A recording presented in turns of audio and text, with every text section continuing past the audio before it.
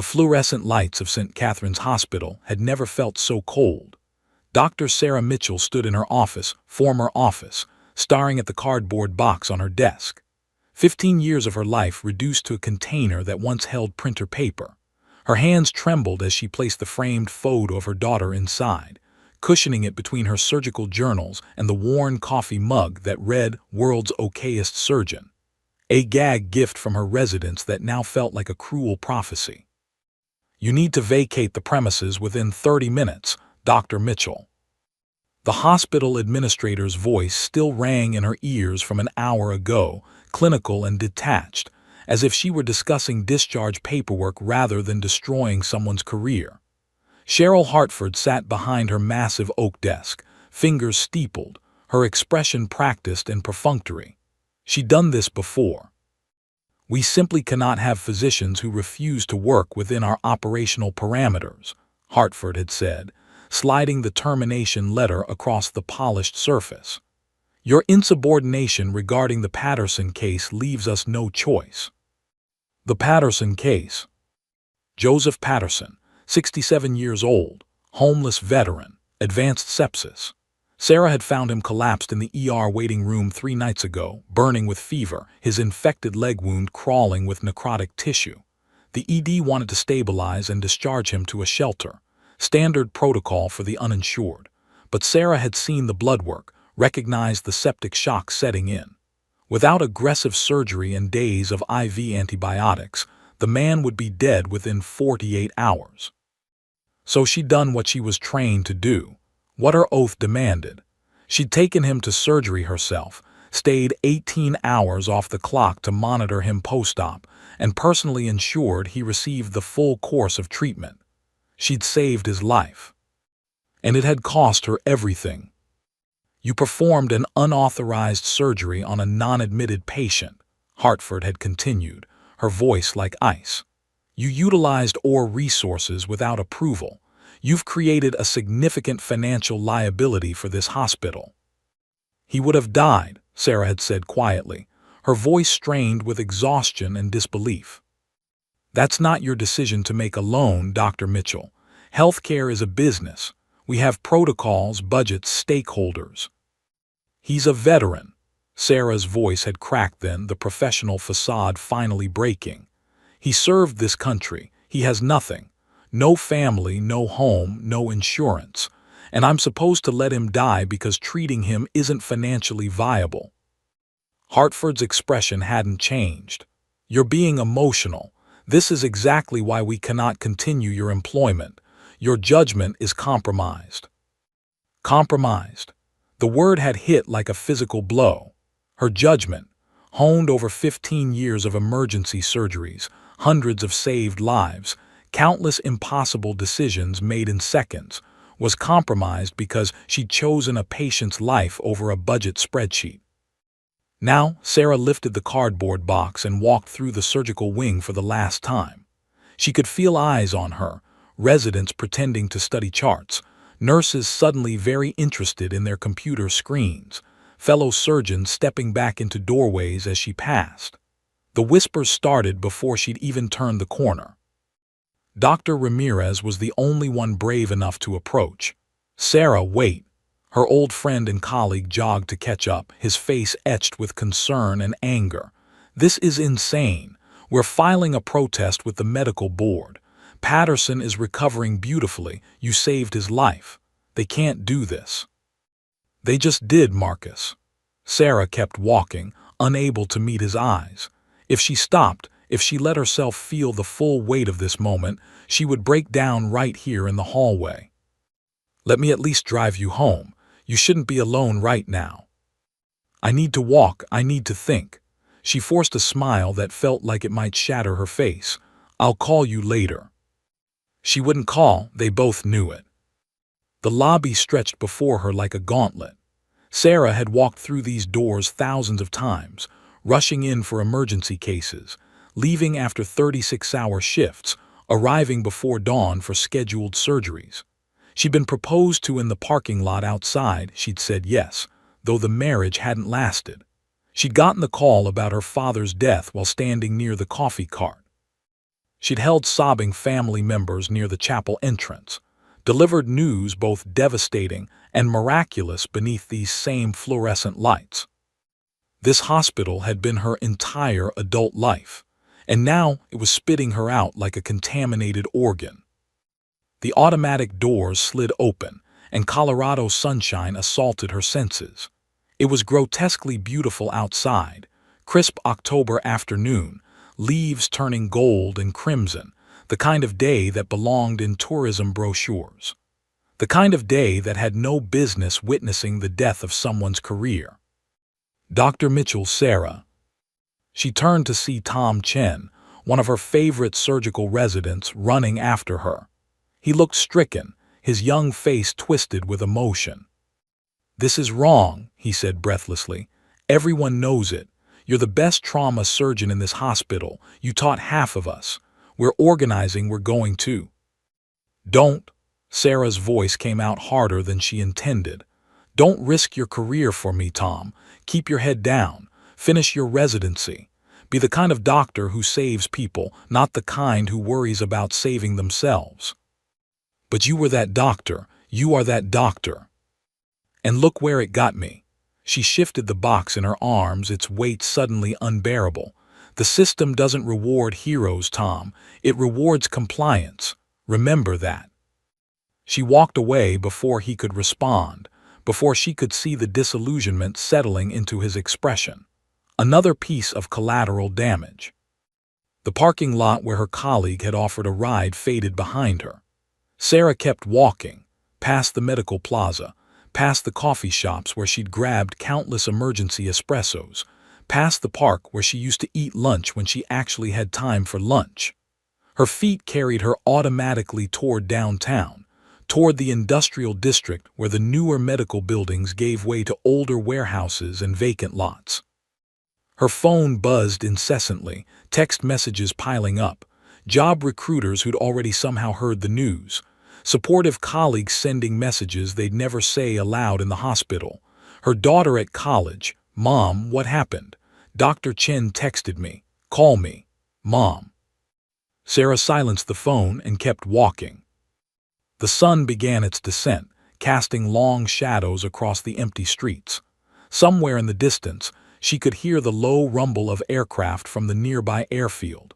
The industrial area was deserted, precisely what she needed. A rusted bench appeared like salvation, and she collapsed onto it, finally setting down the cardboard box. Her reflection stared back at her from a puddle, dark circles under her eyes, hair pulled back in a haphazard ponytail, still wearing her hospital ID badge like some phantom limb she'd forgotten to amputate. Dr. Sarah Mitchell, trauma surgery.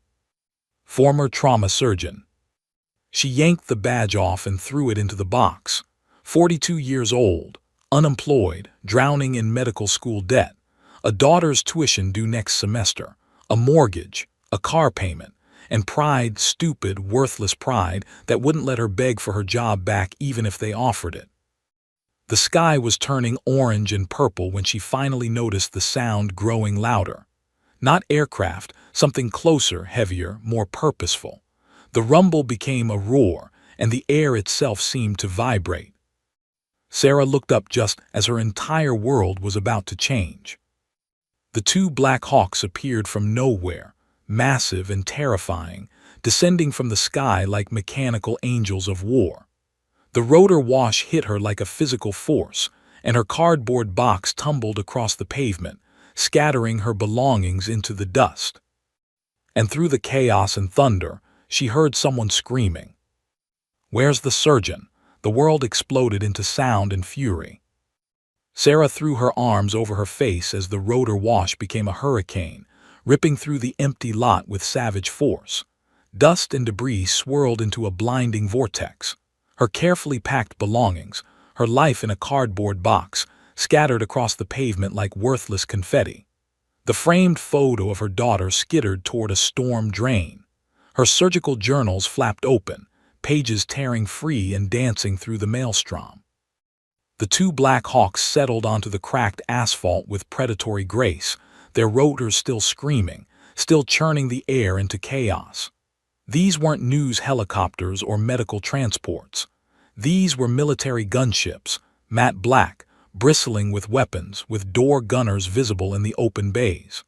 The kind of aircraft that appeared in war zones, not industrial districts in Denver. Sarah's mind struggled to process what she was seeing. This couldn't be real. She'd been fired, she was having a breakdown. This was some kind of stress-induced hallucination brought on by shock and exhaustion. Maybe she'd fallen asleep on the bench. Maybe she was still in her office, and this entire nightmare day was just a terrible dream. Then the soldiers poured out. 6 from each helicopter, moving with fluid precision in full tactical gear. Helmets, body armor, assault rifles. They fanned out in a defensive perimeter, weapons raised, scanning the empty warehouses and desolate streets as if expecting enemy contact. Their movements were synchronized, professional, terrifying in their efficiency. One of them spotted her. Civilian, hands where I can't see them. Sarah's hands shot up automatically, her heart hammering against her ribs. She remained frozen on the bench, unable to move, unable to think beyond the primal fear coursing through her veins. What was happening? Was this some kind of raid? Was she in danger? Had she somehow wandered into the middle of a counterterrorism operation? A soldier broke from the formation, running toward her with urgent purpose. His gear marked him as an officer, captain's bars visible on his vest. He was young, maybe 30, with intense dark eyes visible behind his tactical goggles. In one gloved hand he gripped a tablet, its screen glowing bright in the dusty twilight.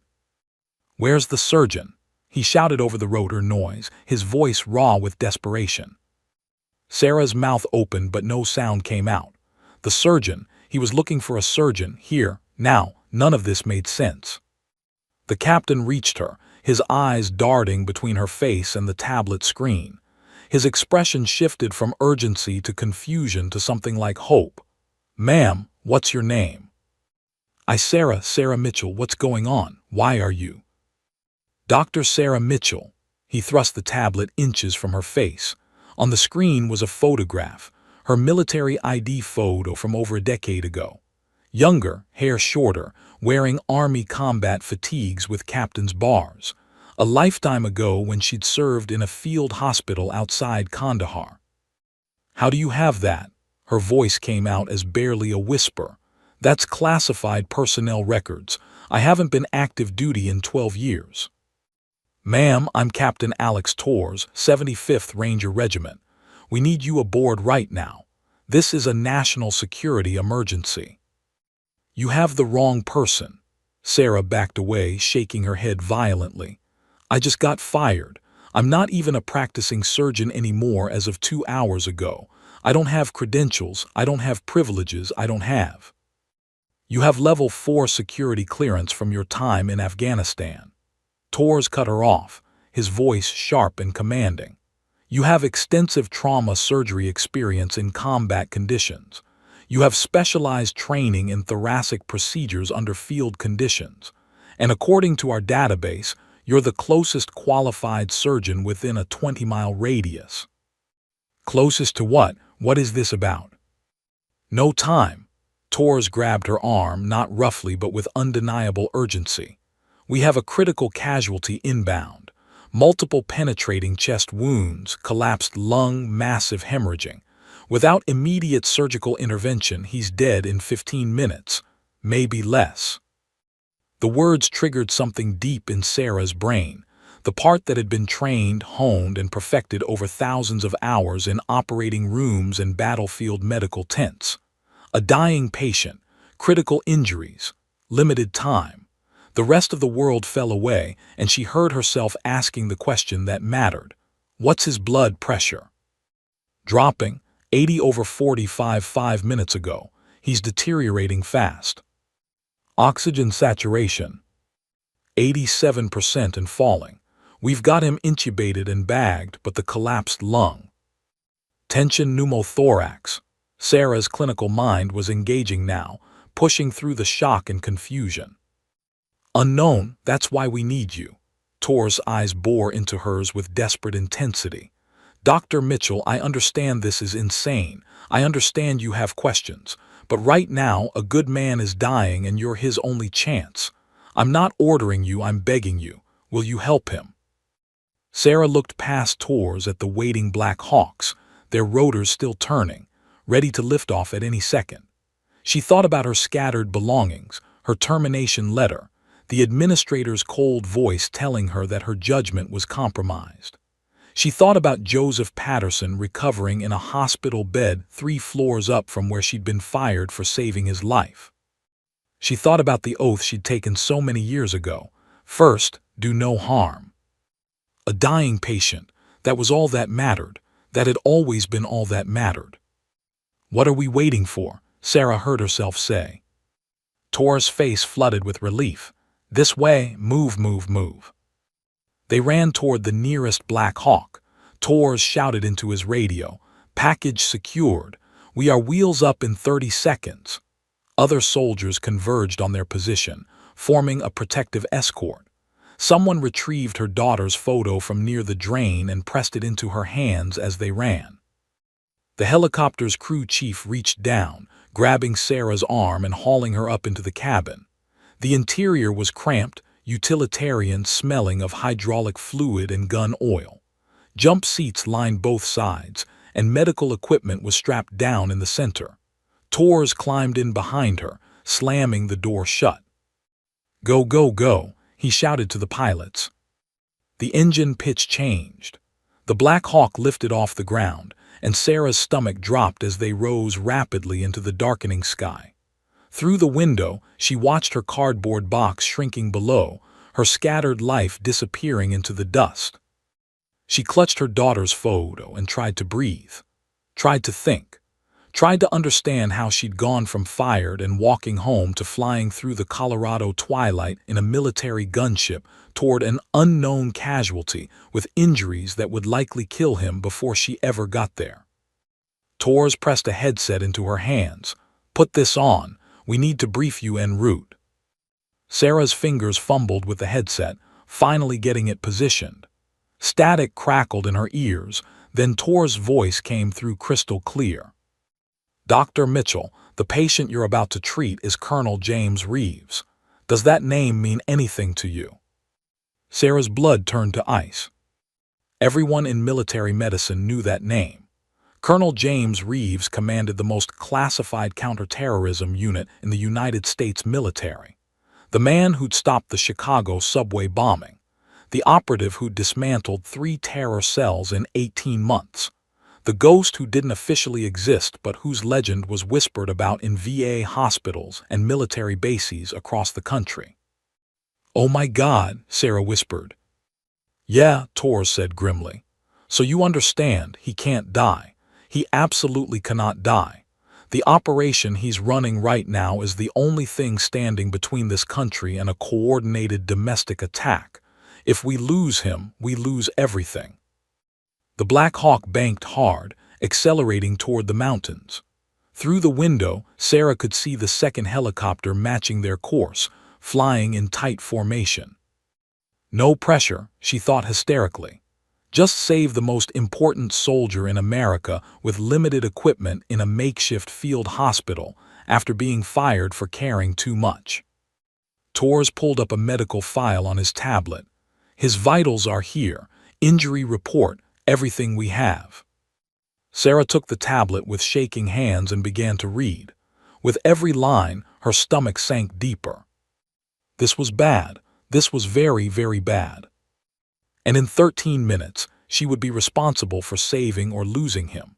The tablet screen glowed in Sarah's trembling hands, displaying information that made her surgical training scream warnings. She scrolled through the medical data as the Black Hawk screamed through the sky, her mind automatically cataloging the nightmare ahead. Patient REVESJ classification, REDSTD. Age 39, blood type, O negative. Injuries, multiple penetrating trauma chest and abdomen. Primary wound, 7 cm laceration left interior chest, foreign object embedded. Secondary, Suspected hemothorax, pneumothorax. Vitals T plus 47 minutes. BP 7540, HR 142, O2 sat 84%, temp 96, 2 degrees F. Sarah's eyes caught on one detail that made her heart skip. T plus 47 minutes. Time since injury. The golden hour, that critical 60-minute window where trauma patients had the best chance of survival, was almost over. They were racing against a clock that had nearly run out. "Captain Torres," she said into the headset, her voice steady despite the chaos around her. "These vitals are 47 minutes old. What are his current numbers?" Torres pressed his own headset, speaking rapidly to someone. A pause, his expression darkened. "BP is 68/38. Heart rate 156. Oxygen sat is 79%. 79%. Sarah closed her eyes. The brain started dying at anything below 85% sustained. Every second counted now. "He's in hypovolemic shock," she said, her clinical mind overriding her fear. "That blood pressure means he's lost at least 30% of his blood volume, possibly more. The tachycardia is compensatory. His heart is working overtime trying to perfuse vital organs with blood that isn't there." "Can you save him?" Torres asked bluntly. Sarah wanted to say yes. She wanted to project confidence, to be the calm professional who'd performed hundreds of thoracic surgeries. But she'd also learned long ago that false hope killed just as surely as incompetence. "I don't know," she said honestly. "I need to know what foreign object embedded means. Shrapnel, bullet, how deep? Is it in the lung tissue, the chest wall, or has it penetrated the mediastinum?" Torres pulled up an image on his tablet, a field X-ray, grainy and dark, taken with portable equipment. Sarah studied it, her trained eye picking out the details. There, a bright white fragment, roughly 2 inches long, lodged in the left chest. It was pressed against the cardiac silhouette, that telltale shadow of the heart on an X-ray. "Jesus," she breathed. "That's lodged against the pericardium, maybe in it. If it's penetrated the heart sac, he could have cardiac tamponade, blood filling the pericardial space, compressing the heart." "In English, doctor." "His heart is being squeezed in a bag of its own blood. It can't beat properly, can't pump blood." She looked up at Torres. "I need to know, what kind of equipment do you have waiting? What's my OR setup?" Torres' expression told her everything before he spoke. "It's a field hospital, doc. We've got the basics: surgical table, overhead lights, suction, cautery. We have ONEG blood, lots of it. Medics with combat trauma training. But it's not exactly Johns Hopkins." "Chest tubes?" "Yes." "Thoracotomy tray." "Standard field surgical kit. Scalpels, retractors, clamps, sutures." "Imaging, CT, ultrasound." "Portable ultrasound, that's it." Sarah's mind raced through the procedure she'd have to perform. Opening a chest was brutal, invasive surgery, even in the best circumstances. In a field hospital with limited equipment, with a patient already in shock, with a piece of shrapnel pressed against his heart like a loaded gun, the mortality rate would be over 70%. But doing nothing, 100%. "Who's been keeping him alive so far?" she asked. "Sergeant First Class Rodriguez. He's our special operations medic. 20 years experience, including 5 deployments. He's been running the whole show: intubation, IV access, blood transfusions, chest compressions when Reeves coded twice." "He coded," Sarah's voice rose. "He's already arrested twice." "Got him back both times. Rodriguez is the best in the business." Torres leaned forward, his intensity burning through the dim helicopter cabin. "Look, Dr. Mitchell, I know this is insane. I know you got pulled into this from nowhere, but Rodriguez has done everything he can. The colonel needs a surgeon now or we lose him, and if we lose him—" "I understand." Sarah cut him off. She didn't need the speech about national security or classified operations. A patient was dying, that was enough. Through the helicopter window, the landscape had transformed. They'd left Denver behind, climbing into the foothills of the Rockies. Below, she could see a sprawling industrial complex, old military buildings, huge hangars, abandoned airstrips. A relic from the Cold War, probably, commandeered for this emergency. One hangar had lights blazing from every window. "That's our destination," Torres said, following her gaze. "Hangar 7 will be wheels down in 3 minutes. 3 minutes to prepare for the most important surgery of her life." Sarah pulled up the patient photo on the tablet. Colonel James Reeves stared back at her, square-jawed, early 40s, gray at his temples, eyes that had seen things most people couldn't imagine. In the photo, he wore dress blues with a chest full of ribbons. Silver star, bronze star with valor, purple heart with 2 oak leaf clusters. A warrior's resume. And now he was bleeding out in a field hospital, waiting for a surgeon who'd been fired that same afternoon for caring too much. The irony would have been funny if it wasn't so terrifying. "Dr. Mitchell," Tor's voice pulled her back. "I need to tell you something else. The operation that went wrong, the one where Reeves got hit, it's still active. We have a team in the field right now hunting the people who did this. Which means the people who did this might be hunting us too." Sarah's head snapped up. "Are you saying we could be attacked?" "I'm saying we have a full security perimeter, armed guards and air support on standby. You'll be safe, but you need to know the situation is still fluid." "Fluid," Sarah laughed, a slightly hysterical sound. "That's one word for it." The Black Hawk began its descent, the nose tilting forward as they dropped toward the hangar. Through the window, Sarah could see vehicles scattered around the building, military Humvees, ambulances, and what looked like mobile command centers. Soldiers moved with purpose, weapons ready, creating a defensive perimeter. This wasn't just a field hospital, it was a fortress. 30 seconds, the pilot's voice crackled through the headset. Sarah's hands moved automatically, checking her watch, running through the mental checklist she'd developed over thousands of surgeries. Assess airway, breathing, circulation. Establish IV access, probably already done. Type and cross-match O-negative universal donor, they said they had it. Chest X-ray, already done, terrible quality but enough to work with. Get him stable enough for surgery. Open the chest. Find the bleeder. Extract the shrapnel without killing him. Close. Pray. So simple, so impossible. The Black Hawk's skids touched concrete with a jarring thump. The crew chief yanked the door open before the rotors even stopped, and Torres was already moving. "Let's go, Doc, he's inside." Sarah jumped down, her legs nearly buckling after the adrenaline and fear. Torres steadied her, and they ran toward a side door of the hangar where 2 soldiers stood guard. The door burst open, and a man in blood-soaked fatigues emerged, Sergeant Rodriguez, she assumed. His face was haggard, eyes hollow with exhaustion and stress. "The surgeon," he called out. "Right here," Torres shouted back. Rodriguez's eyes found Sarah, and she saw the calculation there. A woman, middle-aged, no uniform, no gear. She saw the doubt flash across his face before professional discipline took over. "Ma'am, we need you now, he's crashing." Those 3 words cut through everything else. "He's crashing." Sarah ran. The interior of Hangar 7 assaulted Sarah's senses.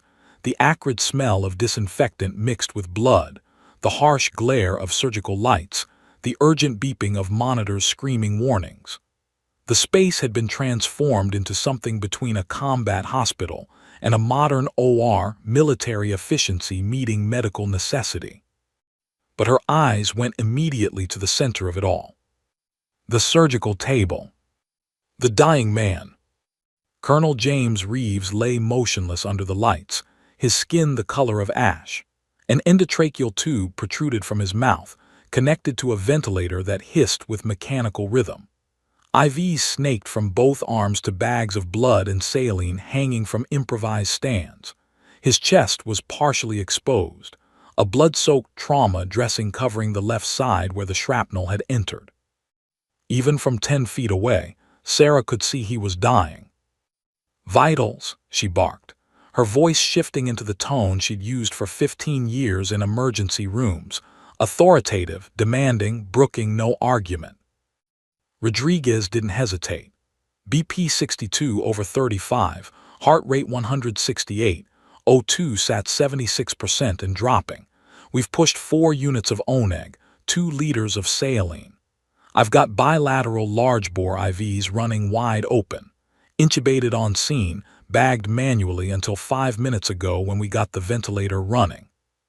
Sarah moved to the table, her hands already reaching for the trauma dressing. Years of training took over, pushing aside the fear and impossibility of the situation. This was what she knew. This was what she was built for. "How long has he been this unstable?" BP started dropping 40 minutes ago. First arrest was at T plus 30. Second arrest at T plus 52. We got him back both times with compressions and epi, but he's not going to survive a third. Sarah peeled back the dressing and her stomach clenched. The wound was a ragged 7-centimeter gash in the left anterior chest, just lateral to the sternum. Blood oozed steadily, not arterial spurting, which was somehow worse. It meant the bleeding was internal, deep, possibly from the lung or the vessels around the heart. Chest X-ray showed the foreign body against the pericardium, she said, more to herself than anyone else. "But I need to see the wound. Rodriguez, tell me exactly what you saw when this happened." The medic's voice was steady, professional, despite the blood covering his uniform. "We were extracting from a compound in the mountains. Ambush hit us on the way out. IED followed by small arms fire. The colonel took the hit from fragmentation, looks like part of the IED casing. I saw him go down, checked the wound, saw the metal fragment still embedded. I started bleeding control, but I couldn't remove it without risking massive hemorrhage." "You made the right call." Sarah looked up at the team assembled around her. 2 younger medics, both looking exhausted but focused. Torres standing at the edge of the sterile field.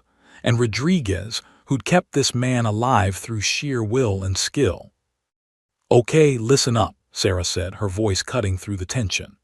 "This is a penetrating chest trauma with suspected hemopneumothorax and possible cardiac involvement. Our priorities are: stabilize him enough to operate, evacuate the blood from his chest cavity, remove the foreign body without causing catastrophic bleeding, and repair any damaged structures. Rodriguez, you're my primary assist. You too," she pointed at the younger medics. "You're on suction and instruments. Captain Torres, you stay out of the sterile field but keep those blood products coming." "Yes, ma'am," they said in unison. Sarah moved to the portable sink they'd set up, scrubbing her hands with betadine. No time for the full surgical scrub protocol. She had minutes, maybe seconds. As she scrubbed, she called out, "I need an ultrasound of his chest. Now, I need to see if there's fluid in the pericardial sac." One of the medics, his name tape read CHEN, wheeled over the portable ultrasound machine. Sarah dried her hands, pulled on sterile gloves that Rodriguez held out for her, and took the ultrasound probe. She placed it on Reeves's chest, angling for the subxiphoid view that would show his heart.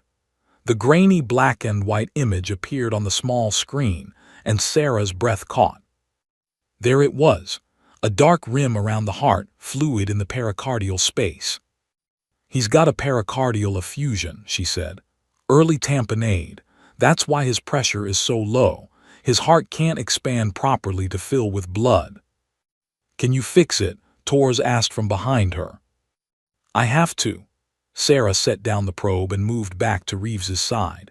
"We're doing a thoracotomy, left anterolateral approach. I'm going in through the 5th intercostal space, evacuating the blood, removing the shrapnel, and repairing whatever's damaged. Rodriguez, when I open his chest, his pressure is going to drop even further. I need you ready with pressors and more blood." "Standing by, Doc." Sarah positioned herself on Reeves's left side. Chen handed her a scalpel, and she felt its familiar weight in her hand. For a moment, the entire world narrowed to this: the blade, the patient, the choice between life and death. "Starting thoracotomy," she announced. The scalpel cut through skin and muscle in one smooth motion, following the curve of the fifth rib. Blood welled up immediately, and Chen's suction device whined as it cleared the field. Sarah deepened the incision, cutting through the intercostal muscles, feeling the resistance give way. "Rib spreader," she said, holding out her hand. Rodriguez placed the cold metal instrument in her palm. Sarah positioned the spreader between the ribs and began to crank it open. The ribs separated with a sickening crack, and suddenly she was looking inside James Reeves's chest cavity. "Blood, so much blood." "Suction," Sarah's voice was sharp. "Get this blood out so I can see." Chen worked frantically, the suction pulling away dark red blood that kept filling the cavity. As it cleared, Sarah could see the lung deflated, collapsed against the mediastinum, and there, lodged between the lung and the pericardium, was the shrapnel. A jagged piece of metal, roughly 2 inches long, its edges crusted with blood and tissue. It was pressed directly against the fibrous sac surrounding the heart. "Oh God," Rodriguez breathed. Sarah's hands were steady, her voice calm despite the horror before her. "The shrapnel has partially penetrated the pericardium. That's the source of the effusion. When I remove it, blood is going to pour out. Rodriguez, I need you to have your hand ready to compress the pericardium the second I extract this. Chen, keep that suction going. Tors, have 6 more units of blood ready to push." "Doc," Rodriguez said quietly, "if you nick the heart when you pull that out." "I know," Sarah's eyes met his, "but if I don't pull it out, he dies anyway. We're past the point of good options. We only have desperate ones." She reached for the extraction forceps, positioning them carefully around the visible edge of the shrapnel. The monitors beeped frantically, heart rate now 172, blood pressure 58/32. Reeves was minutes from total cardiovascular collapse. "On my count," Sarah said, 3, 2, 1. She pulled. The shrapnel came free with a wet, sucking sound. And the world exploded into chaos. Blood erupted from the pericardium like a crimson geyser, filling the chest cavity in seconds. The monitors screamed. Reeves's blood pressure plummeted, 50/28, 42/20. "He's coding," Rodriguez shouted. "No pulse." Sarah's hands moved on pure instinct, reaching into the chest cavity, finding the pericardium, feeling for the tear. "Start compressions. Push epi. Chen, more suction, damn it." Rodriguez's hands pressed down on Reeves's sternum, beginning chest compressions while Sarah worked inside the chest. Her fingers found the tear in the pericardium, a 2-centimeter laceration, blood pumping through it with each compression. Suture 30 proline. The needle was in her hand. She began to stitch, her fingers working blind, guided by feel and 15 years of experience. Each stitch had to be perfect. One mistake would make things worse. "Still no pulse," Rodriguez called out, continuing compressions. Sarah tied off the first suture, started the second. The monitor flatlined. A long, continuous tone. "No, no, no." "Colonel Reeves," Tor's voice cracked. "Don't you die, that's an order." Sarah's hands never stopped moving. The flatline tone was a scream in the metal hanger, echoing off the walls like a death knell. Sarah's world reduced to the bloody cavity in front of her, her hands inside a dying man's chest, working against time that had already run out. "Continue compressions," she commanded, her voice cutting through the panic. "Push another epi, and get me internal paddles if you have them." "We don't have internal paddles," Chen's voice cracked with stress. "Then we do this the old-fashioned way." Sarah's fingers found the heart, surprisingly small, fragile, the most important muscle in the human body now completely still. She could feel it in her palm, warm and lifeless. "Rodriguez, stop compressions," Sarah ordered. "Doc, if we stop." "I said stop. I'm going to massage the heart directly. It's our only shot." Rodriguez pulled back and Sarah wrapped her hand around Colonel Reeves's heart. She began to squeeze, gentle but firm, mimicking the heart's natural pumping action. Compress, release, compress, release. She fell into a rhythm, feeling the organ respond to her touch, watching blood push through the chambers. "Talk to me, monitors," she barked. "Nothing," Chen said, his voice hollow. "Still flatline, no electrical activity." Sarah kept squeezing, kept pumping. Her arm began to burn with the effort, but she didn't stop, couldn't stop. Somewhere in her mind, she heard her old mentor from medical school. The heart wants to beat. It's designed to beat. Sometimes it just needs a reminder. "How long has he been down?" Sarah asked, still working. 2 minutes, Tor said, his voice tight. "Doc, maybe we should." "Don't," Sarah's voice was steel. "Don't you dare finish that sentence. 2 minutes is nothing. We have time. Rodriguez, give me atropine, full dose." "On it." Rodriguez's hands moved to the medication cart, drawing up the syringe with practiced speed. He injected it directly into Reeves's IV line. Sarah continued the cardiac massage, feeling the heart in her hand, willing it to remember its job. 15 compressions, pause, check. 15 more, pause, check. The monitors remained silent, that terrible flatline stretching across the screen like a horizon with no dawn. 3 minutes, Chen whispered. Sarah's mind raced through everything she knew about cardiac arrest. The causes: hypoxia, hypovolemia, hypothermia, hydrogen ions, hyperkalemia, tension, pneumothorax, tamponade, thrombosis, toxins. She'd addressed the tamponade by suturing the pericardium. They'd given blood for the hypovolemia. The lung was still collapsed. Could that be enough to prevent return of circulation? "I need to re-expand his lung," Sarah said suddenly.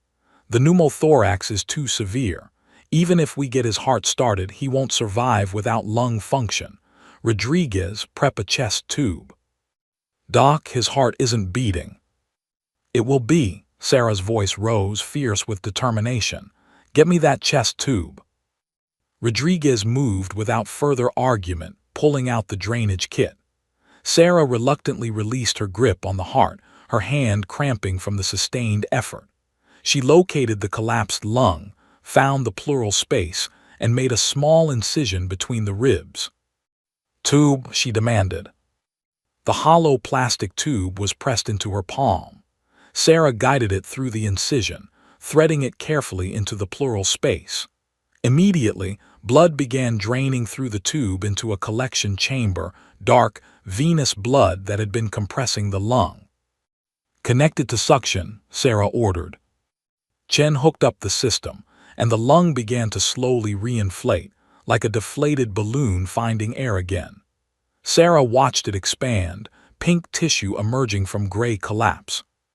4 minutes, Tor said quietly. His face had gone pale. Sarah returned her hand to Reeves's heart, resuming the massage with renewed urgency. Compress, release, compress, release. Her entire world was this rhythm, this desperate attempt to restart a stalled engine. "Come on, Colonel," she muttered. "You've survived IEDs, gunfights, God knows what else. You don't get to die on my table. Not today, not ever." "Compress, release." "Doc," Rodriguez started. "Another epi, push it." "That's the 4th dose." "I said push it." Rodriguez injected the medication. Sarah felt it flow through the IV line into Reeves's circulation, the powerful stimulant racing toward a heart that refused to listen. "Nothing." 5 minutes, Chen said, his voice breaking. "Doc, I'm sorry, but maybe." And then Sarah felt it. A flutter. So faint she almost missed it.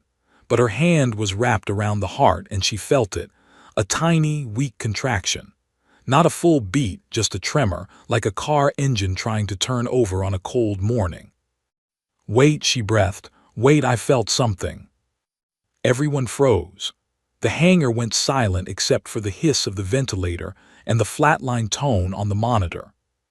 Sarah held perfectly still, her hand cradling the heart, barely breathing, waiting, praying. Another flutter, stronger this time. Then, thump! A single full contraction. real, unmistakable. There, Sarah nearly shouted. He's got a beat, single beat. Come on, give me another. Thump. 2 beats, Rodriguez leaned in, watching the monitor with desperate hope. Thump, thump. Rhythm establishing. Chen's voice cracked with emotion. I've got electrical activity, sinus rhythm, rate 45. The flat line on the monitor began to show spikes, slow, irregular at first but present. Present meant alive. The tone changed from that horrible continuous scream to individual beeps. Slow beeps but beeps. Beep, beep, beep. BP is back, Rodriguez called out, his hands on the arterial line. Barely, 52/30, but it's there. Sarah kept her hand on the heart, feeling it strengthen with each beat. 45 beats per minute became 50, then 60. The contractions grew stronger, more regular. She could feel the life returning, sense the organ remembering its purpose. O2 sat coming up, Chen said. 82%, 85, 88. Keep pushing fluids, Sarah ordered, her voice hoarse from the stress. He's still in shock. I need his pressure above 90 systolic before we can close. Doc, Torres said from behind her, his voice thick with emotion. You just brought him back from the dead. He wasn't dead, Sarah corrected, though her own hands were shaking now that the immediate crisis had passed. He was just, very temporarily not alive. There's a difference. Rodriguez laughed, a slightly hysterical sound that broke the tension. Very temporarily not alive. I'm using that in my reports. Sarah allowed herself one deep breath, then refocused. Reeves had a heartbeat, but they weren't done. Not even close. She still had to ensure there was no other damage, repair the lung injury, close the pericardium properly, and get him stable enough to survive the next few hours. Status check, she said, BP. 68/42, climbing slowly. Heart rate. 72, regular sinus rhythm. O2 sat. 91% and holding. Better, much better, but still critical. Sarah examined the pericardium, her sutures holding well. No active bleeding from the repair. She inspected the lung. The re-expansion had revealed a small laceration in the lower lobe, oozing blood. She sutured it carefully, her hands steady despite the fatigue setting in. More blood, 2 more units, she said, and start an epinephrine drip to support his pressure. As Rodriguez prepared the medications, Sarah worked methodically through the chest cavity, checking every structure, every vessel, every potential source of bleeding. The shrapnel had done significant damage, but miraculously it had missed the major vessels. Centimeters to the right and it would have severed the pulmonary artery. Centimeters down and it would have torn the heart itself. Sometimes survival was just luck. BP 82/48, Rodriguez announced. Heart rate 78, O2 sat 94%. Better, Sarah allowed herself a small nod. Okay, we're going to close. Chen, irrigation solution. Let's clean this cavity out before we seal him up. For the next 30 minutes, Sarah worked with meticulous care, washing out blood and debris, checking one final time for any missed injuries, then beginning the long process of closing. Layer by layer, tissue by tissue, bringing the ribs back together, suturing the muscle and skin. Her hands cramped, her back screamed, her mind felt foggy with exhaustion, but she didn't stop until the final stitch was placed and tied off. Done, she said finally, stepping back. He's closed. Rodriguez, get me post-op vitals. BP 94/52, heart rate 82, O2 sat 96%. Rodriguez smiled, actually smiled. Doc, he's stable. Stable, the most beautiful word in medicine. Sarah stripped off her bloody gloves and looked at her patient, truly looked at him for the first time since the surgery began. Colonel James Reeves, the ghost operative, the counterterrorism legend. Currently sedated, intubated, chest covered in bandages but alive. His monitor beeped steadily, rhythmically. Beep, beep, beep. The sound of life. Sarah's legs gave out. She didn't realize she was falling until Rodriguez caught her arm, steadying her against the surgical table. The adrenaline that had carried her through the past 90 minutes evaporated all at once, leaving her hollow and trembling. "Whoa, Doc, I got you," Rodriguez said, guiding her to a metal folding chair someone had materialized from somewhere. "Sit, that's an order." Sarah collapsed into the chair, her head spinning. Her scrubs, borrowed scrubs, she realized, were soaked with blood. Colonel Reeves's blood. Her hands shook violently as the magnitude of what had just happened crashed over her like a wave. She brought a man back from the dead. No, she'd brought this man back from the dead. The most important operative in U.S. counterterrorism.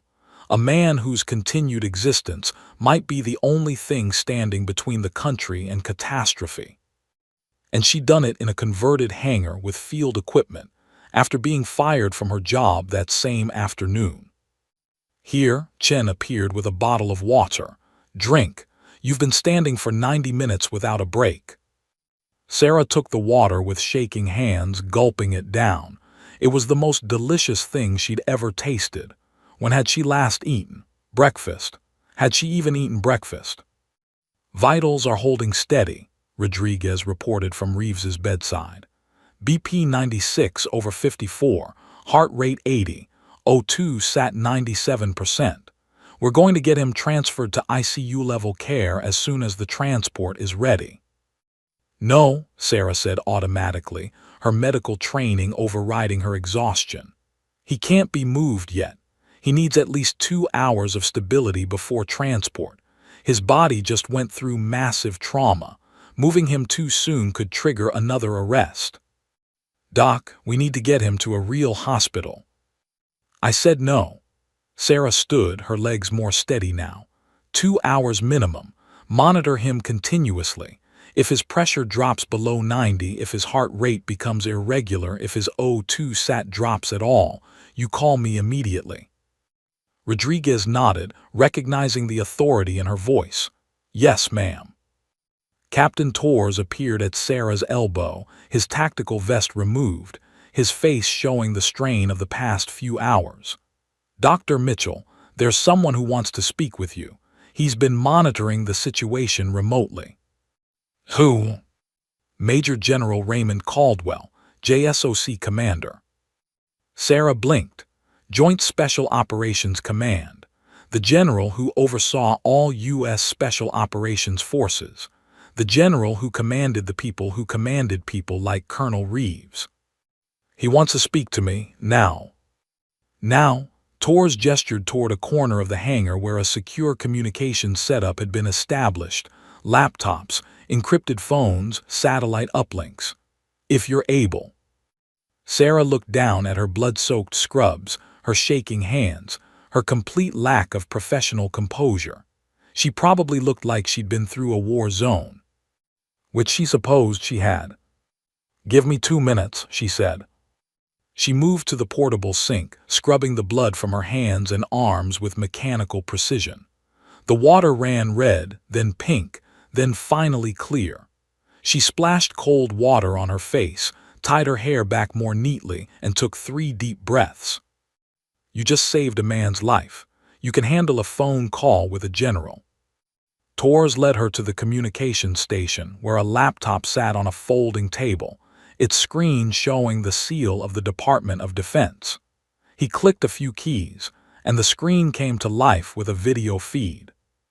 Major General Raymond Caldwell appeared on screen, 3 stars on his shoulders, silver hair cut military short, eyes that missed nothing. He was in an office somewhere, maps and monitors visible behind him. When he saw Sarah, his expression shifted from stern concentration to something approaching respect. "Dr. Mitchell." His voice was deep, gravelly. "Captain Torres informs me that Colonel Reeves is stable." "Yes, sir. He's critical but stable. The next 48 hours will be crucial for." "You brought him back after 5 minutes of cardiac arrest." "Yes, sir." "With field equipment in a converted hangar." "Yes, sir." Caldwell leaned back in his chair, studying her through the screen. Captain Torres also tells me you were pulled off a park bench 2 hours ago, that you were walking home after being terminated from your position at St. Catherine's Hospital. Sarah's stomach dropped. Of course they'd investigated her. They'd pulled her military records, accessed her entire background. They probably knew more about her life than she remembered herself. That's correct, sir. Tell me why you were terminated. Sarah hesitated. This wasn't a conversation she wanted to have with a three-star general while standing in a blood-soaked hangar. But something in Caldwell's expression told her this wasn't optional. I performed an unauthorized surgery on an uninsured homeless veteran, she said, keeping her voice steady. The hospital wanted to discharge him to a shelter. He had advanced sepsis. He would have died within 48 hours without intervention. I operated to save his life.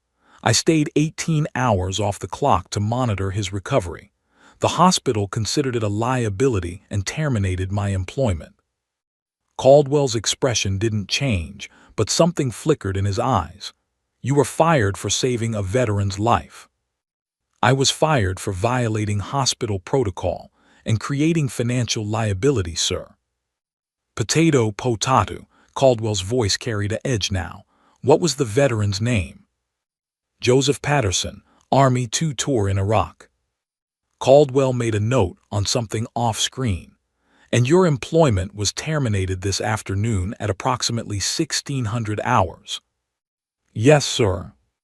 What are your immediate plans, doctor? Sarah almost laughed. Plans. She'd been unemployed for less than 6 hours, and 3 of those had been spent saving Colonel Reeves's life. I don't have any, sir. I suppose I'll be looking for a new position. St. Catherine's Hospital receives approximately $12 million annually in federal trauma center designation funding, Caldwell said, his tone conversational but his eyes hard. They also receive Department of Defense contracts for veteran care. I find it interesting that they would terminate a trauma surgeon for providing life-saving care to a veteran. Sarah felt her breath catch. Sir, I don't want special treatment. What happened to me isn't. Dr. Mitchell, you just performed a miracle in this hangar. You saved the life of one of our nation's most critical assets under impossible conditions with inadequate equipment and no advance notice. You were pulled from the street and thrown into a crisis, and you didn't flinch. You didn't hesitate. You did your job with a level of skill and dedication that frankly humbles me. Sarah didn't know what to say. The general's words hit her harder than she expected, and she felt her throat tighten with emotion she couldn't afford right now. You don't want special treatment, Caldwell continued.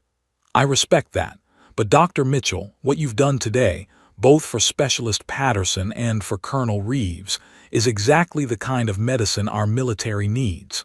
The kind that puts the patient before the protocol, the mission before the margins. Sir, I appreciate that, but I'm going to make some calls, Caldwell said, cutting her off. St. Catherine's Hospital is going to receive a federal audit of their trauma center practices. They're going to be asked some very pointed questions about their treatment of veteran patients and their staffing decisions. What they do with that information is up to them. General, I'm also going to have my people reach out to you with some employment opportunities. Positions where your skills and your conscience would be assets rather than liabilities. You're under no obligation to accept any of them. But doctor, speaking personally, the military needs people like you. People who remember that saving lives is more important than saving money. Sarah's vision blurred with tears she refused to let fall. After the day she'd had, after the humiliation and the fear and the impossible surgery, this three-star general was treating her not like a problem or a liability, but like a hero. I don't know what to say, sir.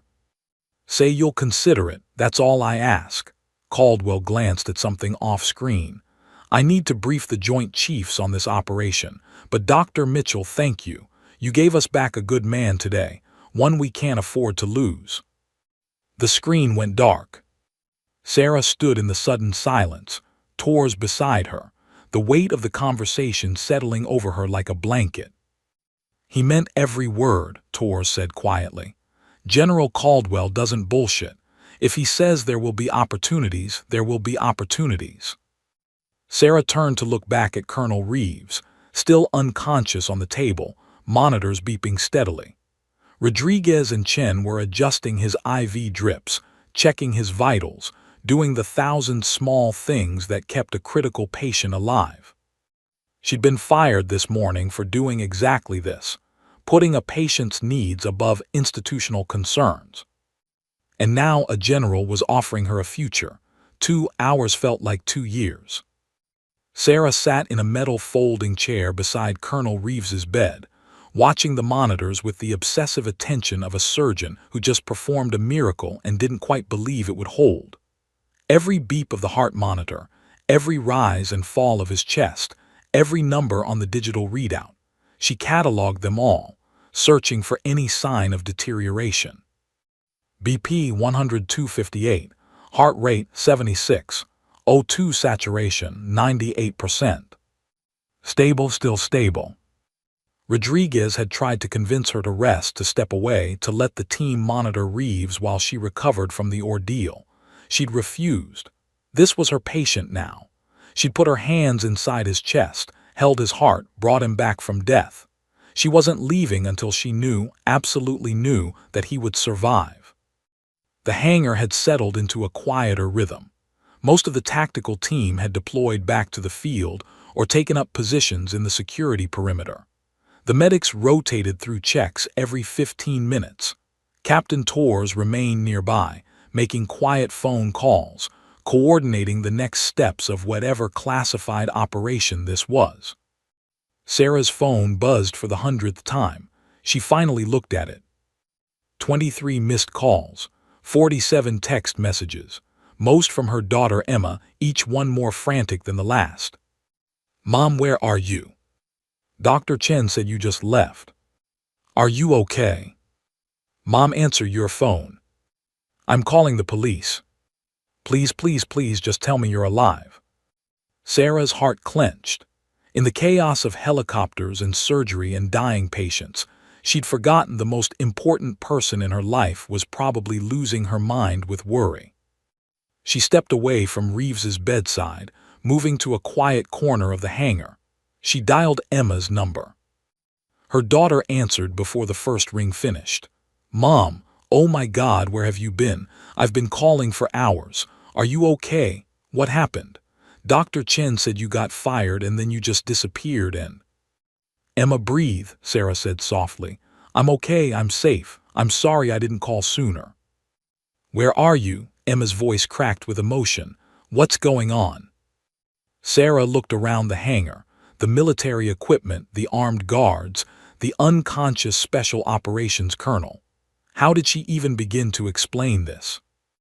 "I can't tell you exactly where I am or what I'm doing," she said carefully, "but I'm somewhere safe. I'm working. There was an emergency and they needed a surgeon and it's complicated, honey. You got fired this afternoon. How are you working?" "Like I said, complicated." Sarah rubbed her temples, exhaustion pulling at her bones. "Listen, I know today has been insane, I know you're worried, but I promise you I'm fine. Better than fine, actually. Something unexpected happened. Something good." Emma was quiet for a moment. "Are you going to be okay? Like job-wise, money-wise, because I can take a semester off, I can get a job, I can." "Absolutely not." Sarah's voice was firm. "You are staying in school, you are finishing your degree, we'll figure out the rest, we always do." "But Mom—" "Emma," Sarah softened her tone, "today I got fired for doing what I thought was right. And then a few hours later I got a chance to do the exact same thing again, put a patient's life above everything else. And this time it mattered. It really, really mattered. I can't explain more than that right now. But trust me when I say that everything is going to work out." She heard her daughter sigh, that familiar sound of reluctant acceptance. "Okay, but you have to promise to call me tomorrow. Like, actually call, not text. I need to hear your voice and know you're really okay." I promise, I love you, sweetheart. Love you too, Mom, and for what it's worth, I'm proud of you for standing up for that veteran patient. That took guts. Sarah's eyes burned with tears she'd been holding back all day. Thank you, baby. That means everything. After she hung up, Sarah allowed herself 30 seconds to cry quiet, releasing tears that washed away some of the day's trauma. Then she wiped her face, straightened her shoulders, and returned to Reeves's bedside. Rodriguez was adjusting the ventilator settings. His oxygen requirements are decreasing, he reported. His lungs are recovering faster than I expected. Doc, you did some seriously impressive work on that lung repair. Team effort, Sarah said, settling back into her chair. You kept him alive long enough for me to work. That's the hardest part. You're being modest. Rodriguez checked the chest tube output. Drainage is slowing down too. Minimal blood now, mostly serous fluid. That pericardial repair is holding perfectly. Sarah nodded, studying Reeves's face. He looked younger than his photo, the harsh lines of stress and command softened by unconsciousness. A scar traced along his jawline, another across his forehead. Old injuries, old battles. This man had survived so much, and today he'd almost not survived at all. Captain Torres briefed me on who he is, Rodriguez said quietly. What he does, the operations he runs. I figured out the basics. 3 prevented terror attacks in the last year. Chicago subway bombing, the plot against Lax, that thing in New York that never made the news. Rodriguez's voice carried profound respect. He saved thousands of lives, maybe tens of thousands, and today you saved him. Sarah was quiet for a moment. I was just doing my job. Your job that you didn't even have anymore, Rodriguez pointed out. You could have walked away, told Torres you weren't qualified, you weren't prepared, you didn't have the right credentials, but you didn't. You ran toward the problem. What else would I do? Let him die? A lot of people would have, Doc. A lot of people would have found a reason why it wasn't their responsibility. Rodriguez met her eyes. That's what makes you different. That's what makes you the kind of doctor people like him need. Before Sarah could respond, the monitors changed. Not dramatically, just a subtle shift. Heart rate increasing slightly, blood pressure ticking up, small muscle twitches in Reeves's hands. He's lightening, Sarah said immediately, moving closer, reducing the sedation. Started 10 minutes ago, Rodriguez confirmed. Standard protocol for post-op recovery. Sarah leaned over Reeves, checking his pupils with a penlight. Equal and reactive. Good sign. Colonel Reeves, can you hear me? If you can hear me, squeeze my hand. Nothing. She waited, watching. Sometimes the emergence from anesthesia was slow, the brain taking its time to reconnect with the body. Then a tiny movement. His right hand, just a flicker of his fingers. That's it, Sarah said encouragingly. You're doing great. You're in a safe location. You've been injured, but you're stable now. We've got you. Reeves's eyelids fluttered, once, twice. Then slowly, painfully, they cracked open. His eyes were gray, pale gray like winter sky. They moved unfocused, scanning the ceiling, the lights, before finally settling on Sarah's face.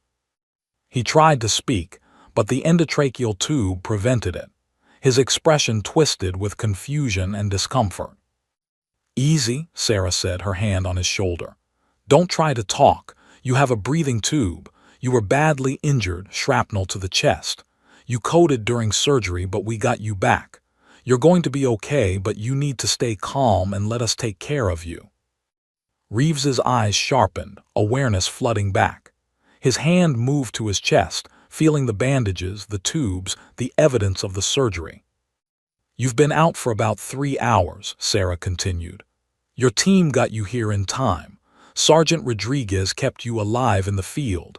Captain Torres coordinated the extraction. But right now, you need to focus on breathing and healing. Can you nod if you understand? A small, deliberate nod. Good, we're going to keep you sedated for a while longer, let your body recover. But you're past the worst of it. You're going to make it, Colonel. Something flickered in those gray eyes, recognition maybe or gratitude. His hand moved slightly, reaching toward her. Sarah took his hand, squeezing gently. You're safe, rest now. Reeves's eyes closed again, but his hand held hers for a moment longer before relaxing into unconsciousness. Rodriguez increased the sedation, and the monitors settled back into their steady rhythm.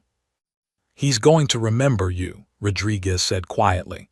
When he wakes up for real, he's going to want to thank you himself.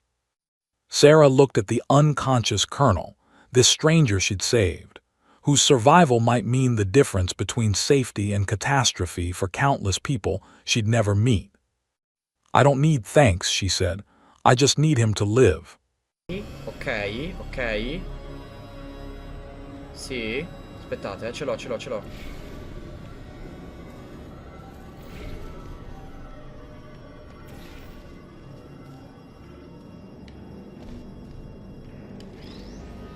Stai qui?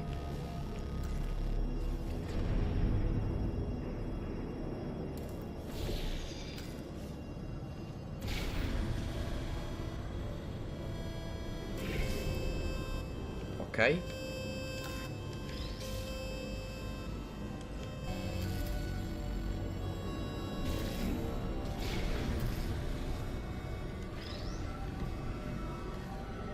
Ok.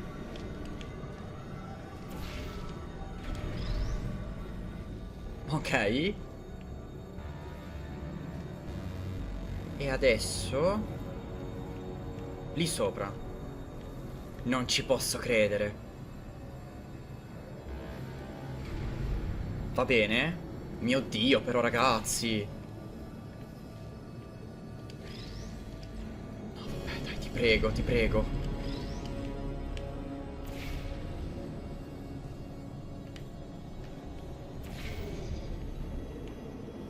Fammi vedere quale davanti. E com'è? Ah, ok. Sì. Sì. Oddio, questa è veramente una bastardata. Lo devo mettere lì sotto. Ok. Adesso ci vado io. Con te. Quindi ho fatto un lavoro di troppo. Tu andresti messo qua sopra. Porca di quella puttana.